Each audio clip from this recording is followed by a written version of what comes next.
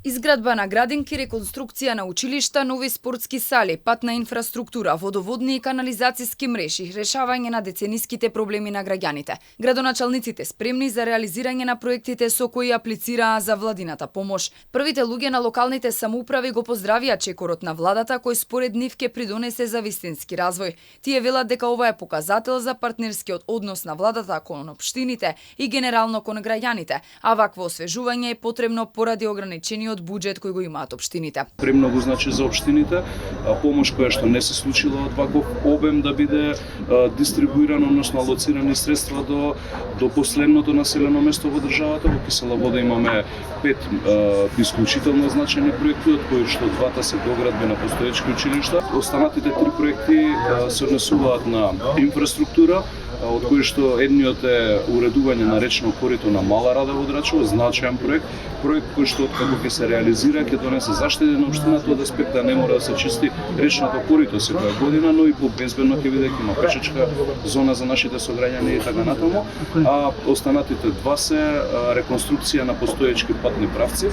Општина Центар ќе ја реконструира спортската сала Работнички и ќе вложи во раззеленување. Општина Центар аплицираше на повикот на владата со основен проект за реконструкција на спортската сала Работнички во втора фаза и партерно и хортикултурно уредување во градски зид, поточно зелено пазарче до улица Македонија. За салата Работнички аплициравме во износ од 121 милион и 700 милиони денари. За партерно и хортикултурно уредување во градски зид аплициравме со износ од 41 милион 700 денари.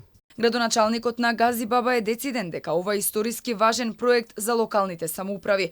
Помеѓу проектите во оваа општина се и изградба на нова детска градинка и спортска сала. Како локална самоуправа подготвени го пречекавме овој повик и аплициравме со 4 проекти. Тоа значи дека во наредниот период, односно до крајот на годината, започнуваме со комплетна реконструкција на Домот за култура во Ченто, со изградба на нова детска градинка во Инџиково, со изградба на нова училишна спортска сала во населеното место Црешево и со изградба на една нова улица 1 помеѓу Керамидница и Маџари, која што е предуслов за изградба на нова детска градинка која ќе започнеме да градиме на почетокот на 2025 година. Фактот што пари од државата добија и градоначалници чии партии не се дел од власта говори за неселективноста во доделувањето на помошта. Премиерот Христијан Мицкоски ги отфрли обвинувањата од опозицијата. Тоа што го кажуваат од СДСМ е мој совет е погрешно, бидејќи граѓаните ова го гледаат. Ова го гледаат сега. Ние не можеме ова да земеме гумичка и да избришеме од колективната меморија на граѓаните. Сите овие проекти граѓаните ги гледаат како се реализираат, од ден на ден се фрлаат лопати како почеток на изградба на проект, се пресекува лента како крај на завршување, односно завршување на некој проект. Инаку, наследната владина седница ќе има продолжување на рокот за пријавување на проекти за општините Сарај, Теарце, Струмица и за град Скопје, кои треба да ја комплетираат проектната документација.